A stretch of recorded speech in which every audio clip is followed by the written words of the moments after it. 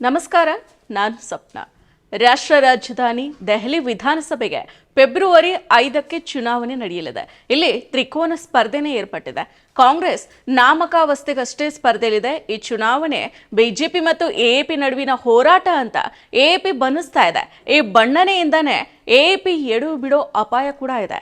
ಈ ಬಗ್ಗೆ ಸಂಪೂರ್ಣವಾದ ಮಾಹಿತಿಯನ್ನ ಇವತ್ತಿನ ಈ ವಿಡಿಯೋದಲ್ಲಿ ತಿಳಿಸ್ಕೊಡ್ತೀನಿ. ಅದಕ್ಕೂ ಮೊದಲು ನೀವು ನಮ್ಮ ಈ ದಿನ ಯೂಟ್ಯೂಬ್ ಚಾನೆಲ್ಗೆ ಸಬ್ಸ್ಕ್ರೈಬ್ ಆಗಿಲ್ವಾದ್ರೆ ಕೂಡಲೇ ಸಬ್ಸ್ಕ್ರೈಬ್ ಆಗಿ ನಮ್ಮ ಪ್ರತಿ ವಿಡಿಯೋಗಳ ನೋಟಿಫಿಕೇಶನ್ಗಾಗಿ ಪಕ್ಕದಲ್ಲೇ ಇರೋ ಬೆಲ್ ಬಟನ್ ಅನ್ನ ಕ್ಲಿಕ್ ಮಾಡಿ.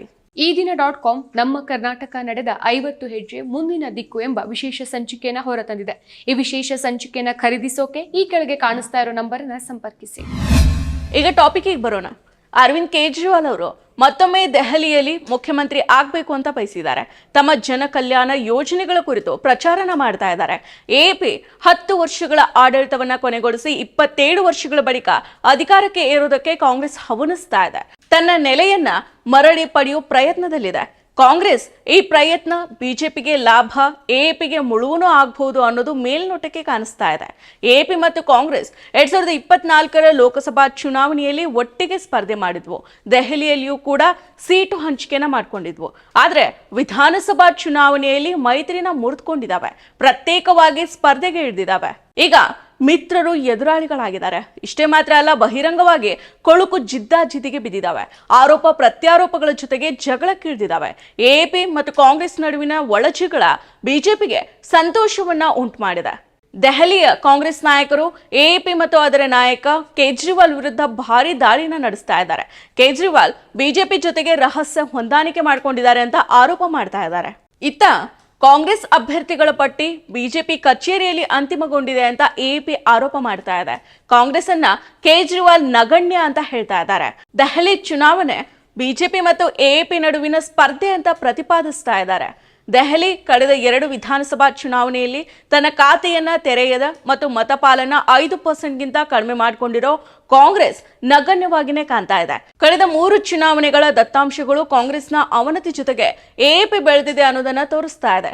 2013ರವರೆಗೆ ದೆಹಲಿಯಲ್ಲಿ ಕಾಂಗ್ರೆಸ್ ನಿರಂತರವಾಗಿ 3 ಬಾರಿ ಸರ್ಕಾರವನ್ನ ರಚನೆ ಮಾಡಿತು. 2008ರಲ್ಲಿ ಚುನಾವಣೆಯಲ್ಲಿ 43 ಸ್ಥಾನಗಳೊಂದಿಗೆ 40.31% ಮತಗಳನ್ನ ಪಡೆದಿದ್ದ ಕಾಂಗ್ರೆಸ್ 2013ರ ಚುನಾವಣೆಯಲ್ಲಿ ಅಧಿಕಾರವನ್ನ ಕಳೆದುಕೊಂಡು 8 ಸ್ಥಾನಗಳೊಂದಿಗೆ 24.55% ಮತಗಳಿಕೆಗೆ ಕುಸಿದಿತ್ತು.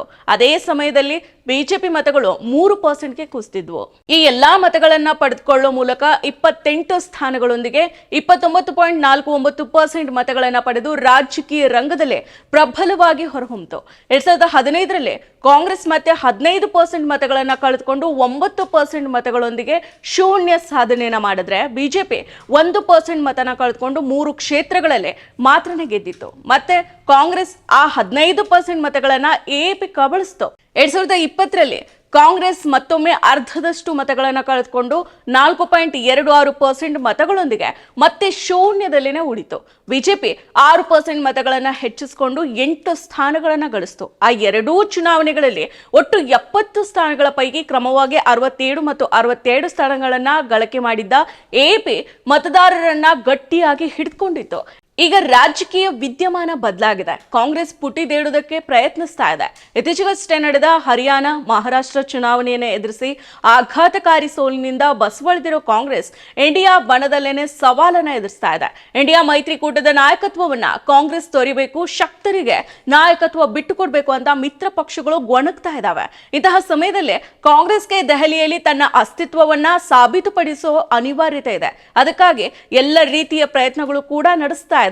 ತನ್ನ ಗ್ಯಾರಂಟಿಗಳಿಂದ ಗಮನನ ಸೆಳೀತಾ ಇರೋ ಕಾಂಗ್ರೆಸ್ ದೆಹಲಿಯಲ್ಲಿಯೂ ಕೂಡ ಪ್ಯಾರಿ ದೀದಿ ಮತ್ತು ಜೀವನ್ ರಕ್ಷಾದಂತಹ ಜನಪರ ಗ್ಯಾರಂಟಿಗಳನ್ನ ಘೋಷಣೆ ಮಾಡಿದೆ. ಕಾಂಗ್ರೆಸ್ ವಿರುದ್ಧ ದೆಹಲಿಯಲ್ಲಿ 3 ಬಾರಿ ಮುಖ್ಯಮಂತ್ರಿಯಾಗಿದ್ದ ಶೀಲಾ ದೀಕ್ಷಿತ್ ಅವರ ಪುತ್ರ ಸಂದೀಪ್ ದೀಕ್ಷಿತ್ ಅವರನ್ನ ಕಣಕ್ಕಿಳಿಸಿದೆ. ಭಾರಿ ಚುನಾವಣಾ ಪ್ರಚಾರಗಳನ್ನು ನಡೆಸ್ತಾ ಇದೆ. ರಾಹುಲ್ ಗಾಂಧಿ ಅವರು ಕೂಡ ಮುಂದಿನ ವಾರದಿಂದ ದೆಹಲಿ ಚುನಾವಣಾ ಪ್ರಚಾರದಲ್ಲಿ ನಿರತರಾಗಲಿದ್ದಾರೆ. ಪ್ರಸ್ತುತ ಎಎಪಿಯ ಪರಿಸ್ಥಿತಿ ಬದಲಾಗಿದೆ. ಭ್ರಷ್ಟಾಚಾರದ ಆರೋಪದಲ್ಲಿ ಕೇಜ್ರಿವಾಲ್ ಸೇರಿದಂತೆ ಎಎಪಿಯ ಪ್ರಮುಖ ನಾಯಕರು ಜೈಲಿಗೆ ಹೋಗಿ ಬಂದಿದ್ದಾರೆ. ಆಡಳಿತ ವಿರೋಧಿ ಅಲೆಯನ್ನ ಬಿಜೆಪಿ ಸೃಷ್ಟಿ ಮಾಡೋದಕ್ಕೆ ಯತ್ನಿಸ್ತಾ ಇದೆ. ಇಂತಹ ಸಮಯದಲ್ಲಿ ಕಾಂಗ್ರೆಸ್ನ ಸುಧಾರಿತ ಪ್ರದರ್ಶನದ ಬಗ್ಗೆ ಎಎಪಿ ಎಚ್ಚರಿಕೆಯಿಂದಿರಬೇಕಿದೆ.